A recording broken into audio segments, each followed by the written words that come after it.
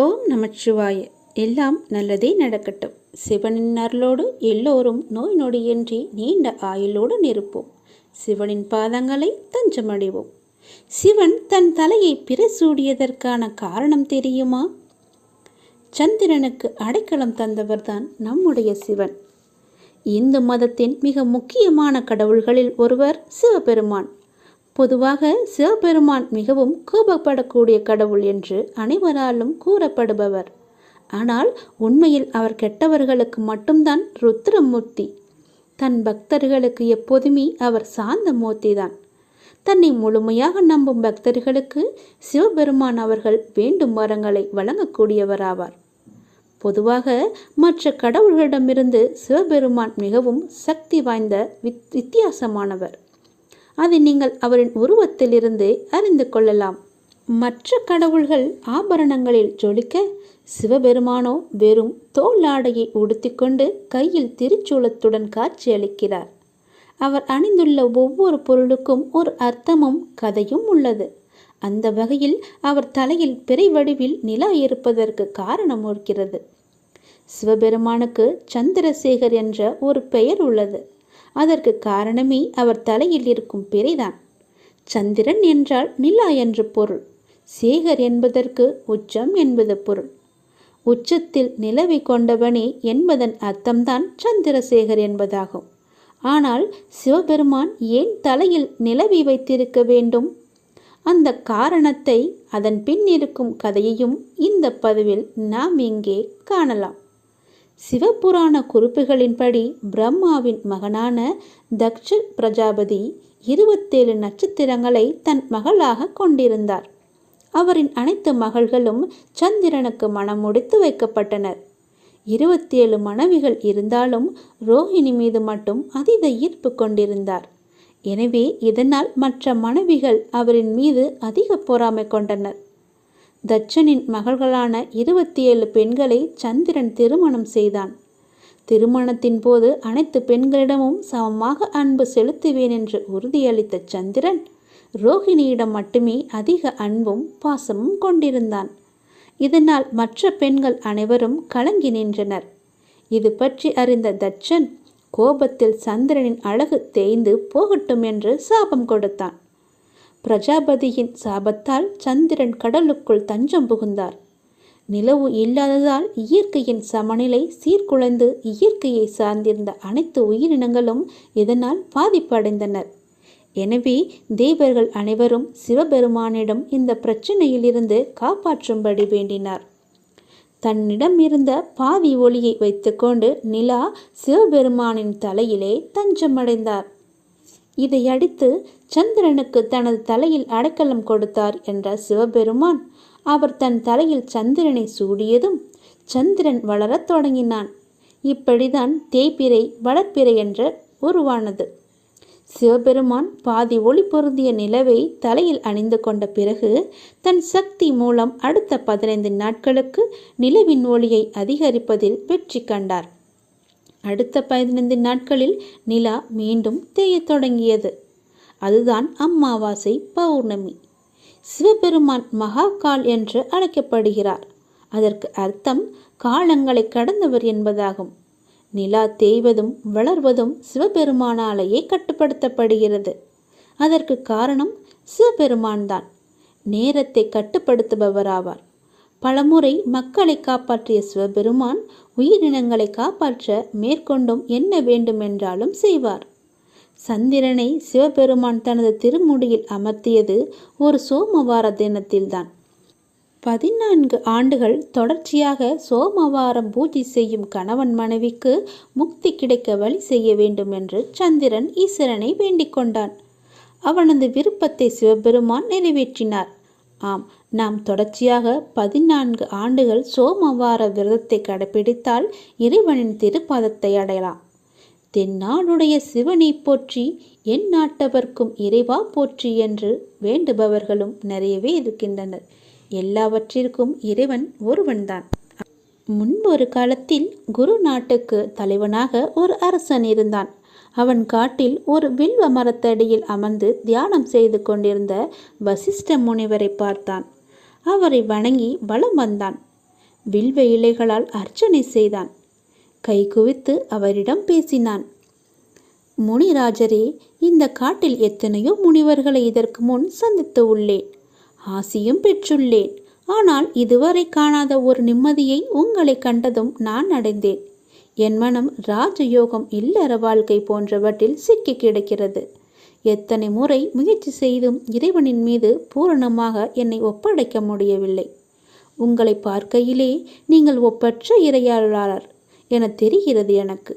இல்லற வாழ்வில் கட்டுண்டவர்களுக்கு பூரணமான இறை சிந்தனை அடைய ஏதாவது வழி இருக்கிறதா என்று கேட்டார். வசிஷ்டரோ புன்னகையுடன் அரசனை நோக்கி, அரசனே, இல்லற வாழ்வு நீங்க வேண்டுமென்றால் பசு பாவங்களை விலக்கி அருள்பவரும் காலகாலமாகும் மகாருத்ரமாகிய பசுபதியை நாள்தோறும் வழிபட வேண்டும். தினமும் நீ சிவரட்சனை செய்ய வேண்டும். இதனால் மட்டுமே பாசம் அழியும். வேறு ஒரு செயலும் அதனை அழிக்க இயலாது. அரச போகத்தை விட்டுவிட்டு இங்கு வந்து சிவபூஜை செய்ய நிச்சயம் முக்தி கிடைக்கும் என்றார். சிவனை அர்ச்சிப்பதன் மூலம் நீர்க்குமிழி போலவும் காணல் நீர் போலவும் காணந்தோறும் மாறிக்கொண்டிருக்கும் இல்லறமாகிய துக்க பொருள்களை சுகம் என்று எண்ணி மாயையில் சிக்கி கலங்க வேண்டாம். சிற்றின்பங்களில் மனதை அலைப்பாய விட வேண்டாம். அதை தோற்றுவிப்பனும் சிவனே. எனவே எதன் மீதும் பெரும் ஆசை வைக்காமல் சிவபூஜை ஒன்றையே செய்து வா. சிவன் பேரானந்தத்தை அளிப்பவனும் ஆனந்தமனாகிய பரமசிவனே அவனே ஆவார். அரசன் குழப்பம் நீங்கியவனாக முனிவரை பார்த்து, சிவனின் இருவகை நடனம் பற்றி உங்களுக்கு தெரியுமா என்று பவ்யமாக கேட்க, வசிஷ்டரும் இவ்வாறு அந்த கதையை சொன்னார். இறைவன் இருவகையாக நடனமாடுகிறார். ஒன்று ஞான நடனம். இந்த ஞான நடனம் அருள் சக்தியானது உயிரை சிவத்தோடு இணைக்கும் போது உயிர் பேரானந்த நடனம் புரிகிறது. மற்றது ஊன நடனம். இது பிறப்பில் உழன்று நிற்கும் நிலை, இறைவனை சார்ந்து நிற்கும் முக்தி. இந்த நிலை ஞான நடனமாக. இவ்விரண்டிற்கும் இடையில்தான் உயிர் உள்ளது என்று விளக்கி சொல்லவும் ஐயம் தெளிவடைந்த அரசன் அவரை வணங்கிச் சென்றான். ஊன நடனம் ஒரு பால் ஒரு பாலா, ஞான நடனம்தான் நடுவே நாடு. இப்படி திருவருட்பாவில் ஒரு பாடல் வரிகள். ஊன மற்றும் ஞான விஷயங்களில் நடுவே எதையாவது ஒன்றை பற்றி நிற்கும் இயல்பை உடையது ஆன்மா. அதாவது ஆன்மாவின் இயல்பு என்னவென்றால் அது எதை சார்ந்து இருக்கிறதோ அது போல் அல்லது அதாகவே ஆகிவிடும். ஆன்மா முன்பு செய்த தவ பயனால் இதுவரை உள்ளிருந்து இறையின் இருத்தல், பின்னர் ஒரு கட்டத்தில் குருவாக வெளியில் தோன்றுவர். குரு தன் சிஷ்யனாகிய சீவன் அறிய வேண்டியதை அவன் அறிவில் பொருத்தி அறிவிப்பார். குருவின் உபதேசத்தால் ஆன்மா சிவனின் திருவடியையே சேரும். இதுதான் பொருள். சிவனின் ஊன நடனம் பாச ஞானத்தையும், ஞான நடனம் பதி ஞானத்தையும் ஆன்மாக்களுக்கு கொடுக்கிறது. பதி ஞானத்தையும் பாச ஞானத்தையும் ஒரே சமயத்தில் ஒன்றாக பெற முடியாது. காரணம், பந்த பாச சேற்றில் சிக்கியிருக்கும் மனித மனம் ஞானத்தை அத்தனை எளிதில் அடைந்து விடாது. அதையே பற்றி இருக்கும். ஆன்மா அதை விட்டால்தான் பதிஞானம் கிடைக்கும். சிவமறைப்பொருள் இத்தகைய பதிக்கும் பாசத்துக்கும் இடைநடுவிலே சிக்கியுள்ள ஆன்மாவை தூய்மைப்படுத்தி பக்க சார்பின்றி நடுவு நிலையில் நிலைக்கச் செய்து பொய்யான பாச பொருளை மாயை என்பதை விளக்கி காட்டும். பாசம் என்பது ஆணவம், கர்மம், மாயை என்ற 3 பொருளாகும். இதில் ஆணவத்துக்கும் மாயைக்கும் பிறந்த பிள்ளையே கர்மம். இந்த கர்மம் இரு வினையாகச் செயல்படும். அதாவது நல்ல செயல்களுக்கு தீய செயல்களுக்கும் சேர்ந்த கர்ம பலன்கள் உதயமாகும். இதன் மூலம் காரணம் என்னவென்றால் அறியவும் அறியாமை ஆகிய இரண்டும் தான்.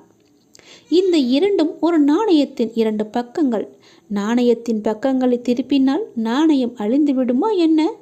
அது போலத்தான் நிறைந்த அறிவின் மூலம் செய்யும் நற்செயல்களால் கர்மம் அகன்று விடாது. நன்மையே செய், தீமை தானாகவே நீங்கிவிடும் என்பதுதான் மெய்யுணர்வு. நல்ல செயல்களால் புண்ணியமும் தீய செயல்களால் பாவமும் உண்டாகின்றன. இந்த தீய செயல்கள் புரிகின்ற போது நம்முடைய மனமானது மேலும் மேலும் மாயையில் சிக்கி உண்மை நிலையை அறியாமல் பிறவிகளை எடுத்து கொண்டே இருக்கும். மனதை கெடுக்கும். தீய உணர்ச்சிகளை நீக்கி சுத்தம் செய்தலே அறமாகும். ஒருவன் தன் மனதில் இரு வினையாகிய குற்றம் மாசு எதுவும் இல்லாதவனாக இருப்பதே அறம். மன தூய்மை இல்லாமல் செய்யப்படும் எந்த செயலும் வெறும் ஆறாத தன்மையுடையது. இத்தகைய உண்மையான அறம் சார்ந்த நற்செயல்கள் அடுத்தடுத்த உயர்வான தேடல்களுக்கு வழிவகுக்கும். ஆனால் புண்ணியம் செய்தாலும் சரி, பாவம் செய்தாலும் சரி, அதன் கர்ம பலன்கள் ஆன்மாவில் படிந்திருக்கும். எத்தனை பிறவி எடுத்தாலும் அது தீப்பந்தமாக தொடர்ந்துவிடும். அதை களைந்து எரிந்து மற்றற்ற செயல்களில் உன்னில் இருக்கும் சிவனை அறிந்து ஆன்மா விடுதலை அடைவதே சிவதத்துவத்தின் சாரம். நல்வினை தீவினை ஆகிய இரண்டிலும் பற்று அற்று இருந்தால் மட்டுமே இந்த இருவினையால் ஏற்படும் கர்மா அழியும். அப்போது இறைவனின் அருள் சக்தி ஆன்மாவின் மீது பதியும். இதுவே சக்தி பாதம் என்கிறது சைவ மரபு. சக்தி நிபாதம் பெறுவதற்காக இருவினையை இறைவனிடமே ஒப்படைத்து விட வேண்டும். அப்போதுதான் பதிஞானத்தை நம்மால் அடைய முடியும். சக்தி வடிவு சகல ஆனந்தமும் ஒத்த ஆனந்தம் உமையவள் மேனியாம். சக்தி வடிவு சகலத்து எழுந்து ஞாயிரண்டு ஒத்த ஆனந்தம் ஒரு நடமாமே. இன்புற்று நிலை எல்லாவற்றிலும் சக்தியின் கலப்பு உள்ளது. சீவர்களின் ஆனந்தம் அடைய தோன்றும் சகல வடிவமும் சக்தியின் வடிவமேயாகும். சிவனது அறிவில் சத்தாக சித்தாகவும் ஆனந்தமாகவும் நிறைபெற்ற ஆனந்தமே உமையாலையின் திருமேனியாகும்.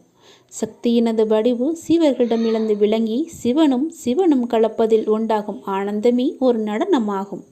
சிவன் சத்தாகவும் சித்தாகவும் ஆனந்தமாகவும் உள்ளது. சிவன் சிவத்தை விரும்பி அதில் திளைப்பதில் சிவனும் சத்தமாகவும் சித்தாகவும் ஆனந்தமாகவும் ஆகிறது. சிவன் முற்றிலும் சத்து சித்து ஆனந்தம் ஆகிவிடில் சிவனே சிவனுக்கு சக்தியாகிவிடும். அப்போது இரண்டும் ஒத்த நிலை அமைகிறது. சிவனும் சீவனும் ஒத்த நிலையில் விளையும் ஆனந்தமே அற்புத நடனமாகும். அனுதினமும் நொடிதோறும் சுவாசமே சிவனாக இருக்கும் நிலைதான் உண்மையான ஆன்மீக நிலை. ஓம் நமச்சிவாய என்ற நாமம் இயல்பாகவே உன்னுள் உரைத்திருக்க வேண்டும். நமச்சிவாய என்ற நாமத்தின் விரிவாக்கம் சொல்கிறேன், கேட்டுக்கொள்ளுங்கள். நமச்சிவாயத்தில் ந என்ற எழுத்தின் பொருள் அங்கி எனப்படும் நெருப்பு. ம என்பதன் பொருள் மிதிக்கப்படும் முயல்கள். சி என்பதன் பொருள் துடு. வா என்பதன் பொருள் வீக வீசுகரம். ய என்பதன் பொருள் அபயகரம். நமச்சிவாய என்பதின் பொருளே இதன் அர்த்தமாகும். உலக வாழ்க்கையில் வாழும் மனிதர்கள் இல்லறத்தில் இருந்து கொண்டே விலகி இறைவனை உணர வேண்டும். அதற்கான வழிமுறைகளை தேட வேண்டும். மனதில் ஒலிக்கும் ஓம் என்ற பிரணவ ஓசையை உணர்ந்து அதனை சிவத்தின் திருநடன ஒளியாக உணர்ந்து அதனுடன் ஒன்றியிருக்க வேண்டும்.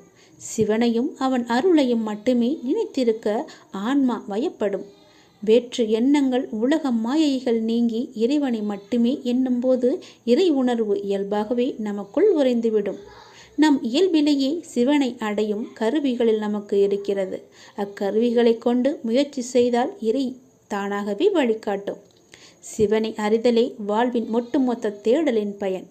அவனை உணர்தலே இன்பம். சிவத்துக்குரிய எல்லைகளை வார்த்தைகளால் விளக்கிச் சொல்ல இயலாது.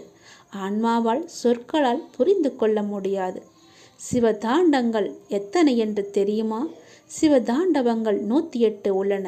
அதில் 12 தாண்டவங்கள் சிறப்பானவை, அனைவரும் அறியக்கூடிய. இந்த 18ம் அறிய வேண்டிய அற்புத பொக்கிசம்.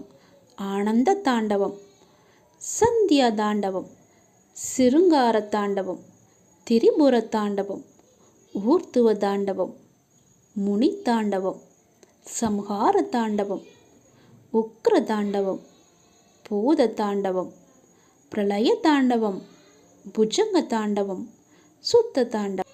இந்த 12 தாண்டவங்கள் தான் மிகவும் சிறப்பு வாய்ந்தவை, அதி முக்கியமான அற்புத பொக்கிசமானவை. சிவனின் பாதங்களை நாம் தஞ்சமடைந்தால் கவலையின்றி சந்தோஷமாகவே வாழலாம். நீ சோர்ந்து போகாதே, தைரியமாக இரு. நான் உன் கூடவே எப்போதுமே இருக்கிறேன், எப்போதும் இருந்து கொண்டும் இருப்பேன். இப்போதே இந்த நொடியே உன்னுடைய வாழ்வில் இருள் நீங்கி பிரம்ம முகூர்த்த நேரம் ஆரம்பமாகிவிட்டது. உன் வாழ்வில் புதிய விடியல் ஆரம்பமாகும் நேரம். உன் கஷ்டங்கள் எல்லாமே முடியும் நேரம். உன் பிரச்சனைகள் எல்லாமே முடிந்து போகும். எல்லா துன்பங்களும் விலகி புத்துணர்வோடு நீ இருக்கப் போகிறாய். அதற்காகத்தான் நான் இந்த ஒளி விளக்கை நான் உனக்கு தரப்போகிறேன். யார் முன்னிலையிலும் தாழ்ந்து போக விட மாட்டேன். உன்னை நான் வெகு விரைவிலேயே வெற்றி கிரீடத்தால் அலங்கரிக்கப் போகிறேன். உன்னுடைய வீட்டில் எனக்காக ஒரு விளக்கு வாங்கி ஏற்று. ஒளி விளக்காக நான் வந்து அங்கு இருக்கிறேன். உனக்கு ஒரு ஒளி விளக்கை நானே தருகிறேன். அந்த ஒளிச்சுடரின் மூலம் உன் வீடு பிரகாசமாக இருக்கும். விரைவிலேயே உன் வாழ்வு மகிழ்ச்சியாகவே இருக்கும். கலங்காதே, உனக்கான நேரங்கள் எல்லாம் தொலைவில் இல்லை. அது உன்னை தேடி தானாக வந்து கொண்டே இருக்கிறது. பிள்ளைகளின் நலன் விரைவிலேயே சீராகும் என்று ஏற்கனவே சொல்லியிருக்கிறேன். உன் பிள்ளைகளை பற்றியெல்லாம் நீ கவலைப்படாதே. நான் கம்பீரமாக உனது மனதிலும் உனது இல்லத்திலும் வந்து அமர்ந்து விடுவேன். நீ எனக்காக உன் வீட்டில் என்னுடைய படம் போட்ட விளக்கை வாங்கி ஏற்று. உனக்கு நான் இருப்பது கண்கூட தெரிய வரும். அப்படி உனக்கு தெரியவில்லையா? மனதில் நினைத்தாலே போதும். தினமும் என்னை பூஜித்தால்தான் உன்னை நான் நினைப்பேனா என்று கிடையாது. யோசித்துப்பார். நீ இன்று இருப்பதை விட இதற்கு முன்பு பல வேதனைகளை எல்லாம் சந்தித்திருப்பாய். பலவிதமான மனக்கசப்புகளை எல்லாம் அனுபவித்திருப்பாய். உறவுகளுக்கெல்லாம் சண்டை சச்சரவுகளுடன் இருந்திருப்பாய். ஆசையாய் வாங்கியது எல்லாமே உன்னை கைவிட்டு போயிருக்கும். போன நிம்மதியை எல்லாமே இழந்திருப்பாய் நீ. ஏன், தினசரி வாழ்க்கை நடத்துவதற்கு கூட நீ பட்ட கஷ்டங்கள் எவ்வளவு என்று எல்லாமே எனக்கு தெரியும். நீதான் அதை மறந்துவிட்டாய். அப்படி பல கஷ்டங்களுக்கு இடையே உன்னை மீட்டு அழைத்து வந்தது யார் என்று நினைக்கிறாய்? நான் தானே. அப்படி இருக்கும்போது நீ எதற்காக என்னை மறந்தாய்? நான் எங்கும் போகவில்லை. அனைத்துமே நான் அறிவேன். அனைத்துமே நன்மைக்கு. எப்படியே நம்பு. அப்படித்தான் நான் இருக்கிறேன்.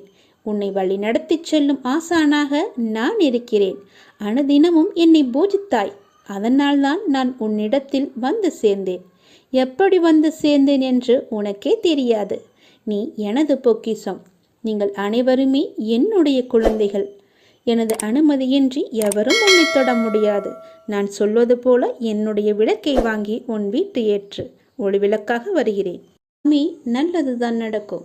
எப்போது நம் நாவிலிருந்து புறப்படும் வார்த்தைகள் நேர்மறையாக அடுத்தவர் மனதை புண்படுத்தாத போது எல்லாமே நல்லதாகவே நடக்கும். நம்முடைய நாக்குக்கு அப்படி ஒரு சக்தி இருக்கிறது. நம் நாக்கு வன்மையானது. இதனால் நாவின் உதவியோடு உருவாகி வெளிப்படும் வார்த்தை அதைவிட வன்மையானது, மிகவும் கடினமானது. ஒருவர் எதை காத்திட முடியாவிட்டாலும் நாவையாவது அடக்கி காத்திட வேண்டும்.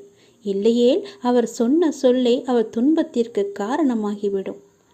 நாம் அடக்கத்துடன் இருப்பது அவசியம். புலனடக்கம் என்பது ஐம்புலனுக்கும் உரியதுதான். அவற்றில் மற்றவற்றை காக்கவில்லை என்றாலும் பரவாயில்லை. பேச்சில் அடக்கத்தை கடைபிடிப்பது மிகவுமே அவசியம். ஒவ்வொருவரின் நாவிலிருந்தும் புறப்படும் வார்த்தைகள் மற்றவர்களுக்கு மகிழ்ச்சியை தரலாம். சிலருக்கு மனதை உடைத்தெறியலாம், நம்பிக்கையை உடைத்தெறியலாம், ஆறாத வடுவாய் ஏற்படுத்திவிடும் காயத்தை. ஒருவரை சிந்தித்து வாழ வைக்கலாம், மற்றொருவரை சாக கூட துண்டலாம். ஒரு நொடி பொழுதில் நம்மை உயர்வடையவும் செய்யும், தாழ்வடையவும் செய்யும். கூடியவரை கடுஞ்சொற்களை தவிர்த்து விடுவதுதான் நல்லது. சினத்தால் வெளிப்படும் சொற்கள் காயப்படுத்துவதை விட ஏளனமாக புறக்கணித்து பேசும் வார்த்தைகளே அதிக வலியினை தரும். திருவள்ளுவரே சொல்கிறார், தீயினார் சுட்ட புண் உள்ளாரும் ஆறாதே, நாவினால் சுட்டவடு என்று. தீயினால் சுட்ட புண்ணானது ஆறிவிடக்கூடியது. அதன் தழும்பு கூட மறைந்துவிடக்கூடும். ஆனால் ஒருவரை நாம் கோபத்தால், வெறுப்பால், புறக்கணிப்பால் அல்லது அகந்தையால் நாவடக்கமின்றி பேசுவதால் அவர்கள் மனத்தில் உண்டாகும் காயம் என்பது ஆறவே ஆறாது. இதனை வலியுறுத்தவே யாகாவாராயினும் நாகக்க என்றும் கூறுகிறார் அவர். ஒவ்வொருவரிடமும் ஒரு நல்ல குணம், ஒரு திறமை மறைந்து கிடக்கிறது. அதை பாராட்டி ஊக்குவிக்க வேண்டும். ஒருவரை புண்படுத்துவது, பூவால் வருடுதுவது இரண்டையுமே செய்யும் வல்லமைப்படுத்தது நம்முடைய நாக்கு. ஒருவர் கூறும் நல்ல இனிமையான சொல் விரக்தியின் விளிம்பில் இருப்பவனை கூட மலர்ச்சி அடைய செய்கிறது. ஒருவர் வீசும் கடும் சொல்லோ நல்ல மனநிலையில் இருப்பவரை கூட வேதனைப்பட வைக்கிறது. இனிய கனியை தேர்ந்தெடுப்பதா, புளிக்கும் காயை தேர்ந்தெடுப்பதா? இரண்டும் நம் கையில் தான் இருக்கிறதா? அல்ல, நம்முடைய நாவில்தான் இருக்கிறது. தயவு செய்து மன்னிக்கவும், நன்றி இவற்றையெல்லாம் தாராளமாகவே நாம் பேசும்போது இடையிடையே பயன்படுத்தலாம். அப்படிதான் பேச்சினுடையே பயன்படுத்த வேண்டும். நாம் பேசும் ஒவ்வொரு வார்த்தைக்கும் வலிமை உண்டு. அத்தகைய ஆற்றலும் சக்தியும் வாய்ந்த பேச்சு நம்மிடமிருந்து வெளிப்பட வேண்டும். நமது பேச்சு பிறரை மகிழ்ச்சியுறுவதாகவும் எவ்வகையிலும் பிறரை காயப்படுத்துவதாகவும் அமைய வேண்டும். ஒருவரிடம் பேசும்பொழுது சூழ்நிலைக்கு ஏற்ற வகையில் சிந்தித்து சுயமாக பேச வேண்டும். வாக்கினிலே எளிமை சேர்ந்தால் வாழ்வினிலும் இனிமையே கூடும். பொறுமையை விட மேலான தவமும் இல்லை என்றார்கள். ஏனென்றால் நாம் பேசும்போது பொறுமையாக நிதானித்து பேச வேண்டும். எடுத்த எடுப்பிலேயே பேசிவிட்டு பிறகு போய் துன்பப்படக்கூடாது. பிறகு போய் யோசித்து எந்த ஒரு பிரயோஜனமும் இல்லை. திருப்தியை விட மேலான இன்பமும் இல்லை. இரக்கத்தை விட உயர்ந்த ஒரு அறமும் இல்லை. யாரிடமும் நாம் இரக்கத்தை காட்டினால் நல்ல ஒரு வாழ்வு நமக்கு கிடைக்கும். மன்னித்தலை விட ஆற்றல் மிக்க ஒரு ஆயுதமே கிடையாது. என்னதான் தவறு செய்திருந்தாலும் மன்னித்து பாருங்கள். அதைவிட பெரிய ஒரு தண்டனையை நம்மால் அவர்களுக்கு கொடுக்க முடியாது. மன்னித்தலே அவர்களுக்கு பெரிய தண்டனை. தோல்விகள் பல சூழ்ந்தாலும் இருளை விளக்கும் கதிரவன் போல அதனை நீக்கி அடுத்தடுத்த வெற்றி படிகளில் நீங்கள் காலெடுத்து வைக்க வேண்டும். முடியும் வரைவல்ல, உங்கள் இலக்கினை நீங்கள் அடையும் வரை, உங்களுடைய செயல்கள் முடியும் வரை. என்னால் இது முடியும், இப்போதே முடியும் என்ற எண்ணத்தோடு நீங்கள் செயல்பட வேண்டும். நீங்கள் எடுக்கும் முயற்சியை பொறுத்துதான் வெற்றி உங்கள் அருகில் இருக்கிறதா தூரத்தில் இருக்கிறதா என்று தெரியும். நீங்கள் முயற்சி செய்து பாருங்கள். உங்கள் விடியல் நாளையே கூட விடியலாம். நீங்கள் எடுக்கும் முயற்சி தாமதமானால் உங்களுடைய வெற்றியும் தாமதமாகும். நல்ல விடியல் உங்கள் வாழ்விலும் விடியட்டும். முகமலர்ச்சியோடு நம்பிக்கையோடு நன்றாக இந்த நாளை துவங்குங்கள். எல்லாமே நல்லதாகவே நடக்கும் உங்களுக்கு. வாழ்க்கையில் மகிழ்ச்சி தான் எல்லோருக்குமே பிடிக்கும். வாழ்க்கையில் எப்படி மகிழ்ச்சி கிடைக்கும்? ஒரு பெரும் செல்வந்தர் தம்மை சந்திக்க வந்த வயதான துறவியை அழைத்து போய் தமக்கு சொந்தமான வயல், வரப்பு, தோப்புகளை எல்லாம் பெருமையுடன் காட்டினார். இவ்வளவும் என்னுடையது சுவாமி என்றார். அதற்கு துறவியோ, இல்லையப்பா, இதே நிலத்தை என்னுடையது என்று ஒருவன் சொன்னானே என்றார். யார் அவன்? எப்போது சொன்னான் என்று செல்வந்தன் கோபமாக சீறினான். 50 வருடத்திற்கு முன் என்றார் துறவி. அதற்கு அந்த செல்வந்தன், அது என்னுடைய தாத்தா என்றார். 50 ஆண்டுகளாக நாங்கள் இந்த நிலத்தை யாருக்குமே விற்கவில்லை என்றான். 20 ஆண்டுகளுக்கு முன் வேறொருவர் இது என்னுடைய நிலம் என்றாரே அப்பா என்று கேட்டார் துறவி. அதற்கு அவர், அது என்னுடைய அப்பாவாக இருக்கும் என்றான் செல்வந்தர். நிலம் என்னுடையது என்னுடையது என்று என்னிடம் காட்டிய அந்த இருவரும் இப்போது எங்கே இருக்கிறார்கள் என்று துறவி கேட்டார். அதற்கு அதே வயலுக்கு இடையில் தெரிந்த 2 மண்டபங்களை காட்டி, அந்த 2 மண்டபங்களுக்கு கீழேதான் அவர்களை புதைத்து வைத்திருக்கிறோம் என்றான் அந்த செல்வந்தன். துறவி சிரித்து கொண்டே, நிலம் இவர்களுக்கு சொந்தமா அல்லது இவர்கள் நிலத்திற்கு சொந்தமா?